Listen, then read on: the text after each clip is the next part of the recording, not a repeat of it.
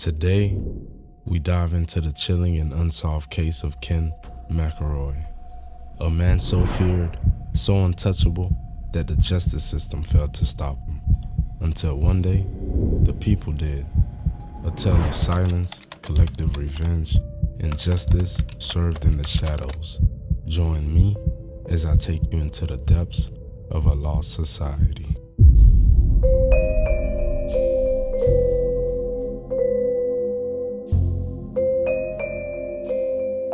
A bully who struck fear into the heart of a town. Even the town marshal was scared to take him on. A one-man reign of terror in a town that just didn't know how to handle it. Kenneth Rex McElroy was born on June 1st, 1934, in Overland Park, Kansas, the 15th of 16 children. His family were poor tenant farmers, constantly moving from place to place across the Kansas-Missouri border. Never planting roots, never welcomed by the communities they entered, McElroy grew up in a life of hard labor, little education, and no accountability. He dropped out of school by 8th grade, never learning to read or write, but what he lacked in schooling, he made up for in intimidation. Even as a young boy, Ken was known for violence, manipulation, and taking what he wanted. By his teenage years, Ken McElroy had already carved out a reputation in the rural communities that dotted the Missouri landscape, not for charm, not for ambition, but for fear. He was tall, stocky, with a cold, watchful stare, and behind the wheel of a pickup truck or carrying a shotgun, Ken made sure you knew he was in charge. By his 20s, Ken had already been indicted at least 21 times for things like theft, assault, arson, and yet never convicted. Witnesses recanted, evidence disappeared, judges pressured. He even stalked lawyers, threatened sheriffs, and made witnesses vanish. People would rather stay silent than speak against him. Ken McElroy wasn't just breaking laws, he was bending reality. In a town where everyone knew your name, people learned quickly not to say his. From the 1950s to the 1960s, he began sowing the seeds of fear from robberies to beatings and livestock theft. The charges kept stacking up but never stuck. Whoever this guy's lawyer was, I'd like him on my team. Ken kept walking out of court like nothing happened. And it wasn't just luck. Richard Gene McFadden knew every trick in the book. Slick, relentless. Even people who hated Ken had to admit McFadden was damn good at what he did. See, it wasn't just that McFadden was a good lawyer. It was how he played the game.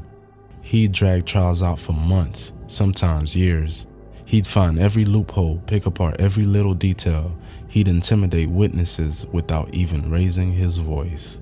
Just keep them second guessing until they folded. And by the time the case made it to court, the whole thing was already falling apart. That's how he kept Ken out of prison all these years.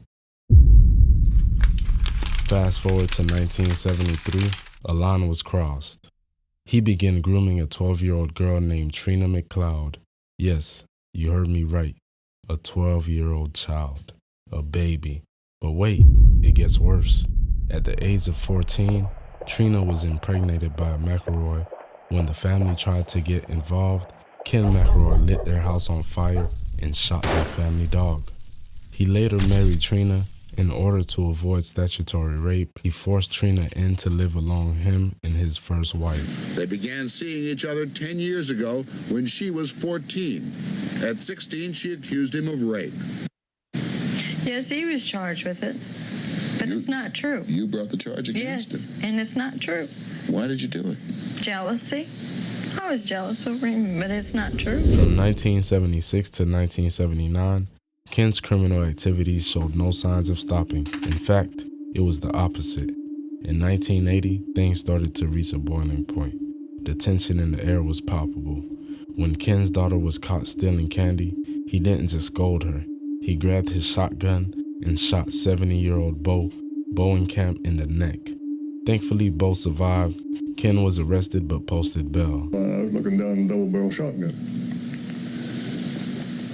And I thought to myself, now is he going to shoot or is he just going to scare me? So I thought if I was going to shoot, I better dodge over. So I dodged over just in time. He got released from my neck. And that's all that story. Days later, McElroy was back, parked outside the store, staring, waiting, shotgun on his lap. By 1981, McElroy had become untouchable. It's hard to believe no one ever tried to confront McElroy, but maybe that's the thing. Ken wasn't just a criminal, he was unhinged. Interviews from people who crossed him described him as unpredictable, like a ticking bomb. That kind of chaos, it's a weapon. It kept people frozen. There's no doubt McElroy was sick, twisted, and dangerous, but does that justify murder? That's not a question with an easy answer. To truly understand what happened in Skidmore, you'd have to live there. You'd have to feel the fear, the silence, the weight of watching your town rot from within. Witnesses spoke of constant threats to their families, their children. McElroy even threatened to kidnap and R-word little girls. He would stop at nothing to prove he owned that town. July 10th, 1981, the day Skidmore, Missouri, a town of less than 500, took back its silence and wrote one of the most chilling, unsolved murders in American history. He entered town with his wife Trina, riding beside him, his weapon, a loaded rifle. McElroy stopped at the local tavern. He was calm. Locals gathered outside, watching. Enough was enough. Over 40 residents gathered at the town Legion Hall. This wasn't a trial. No police present, no lawyers, no vote, but a decision was made. Before gavels echoed in marble chambers, before defense attorneys and plea bargains, justice was personal and brutal. In early tribal societies, there was no judge, no jury. Justice was carried out by the victim's family. A life for a life, a hand for a theft. Retribution was sacred. Revenge was law. In towns with no courts, the mob ruled. Thieves were hanged in the squares. Suspected witches burned. Guilt wasn't proven, it was felt. And punishment was swift. In medieval times, justice belonged to the powerful. A local lord could decide your fate with a glance. Trials were rare. On the edge of civilization, there's no judges, just gunslingers, bounty hunters, and towns that protected their own. They didn't wait for justice, they made it. We like to think we've evolved, that laws protect us, that justice is blind. But history shows us something darker. When the system fails, people go back to what they've always known: survival, silence, and vengeance. McElroy exits the tavern, walks to his truck. Trina gets in beside him. He lights a cigarette.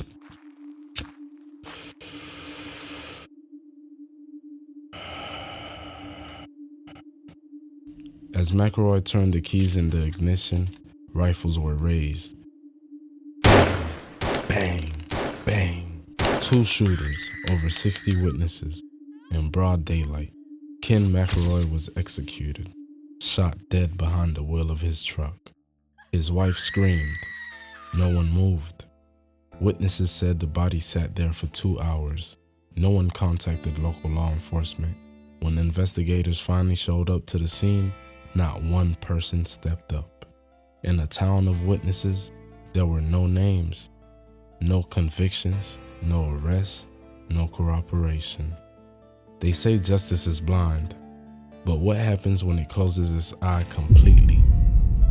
40 people stood and watched Ken McElroy die. No one spoke. Not because they didn't know who did it, but because they all did. Was it murder or was it mercy? In a perfect world, no one should have to become the law. But in the world we live in, sometimes silence speaks louder than the gavel.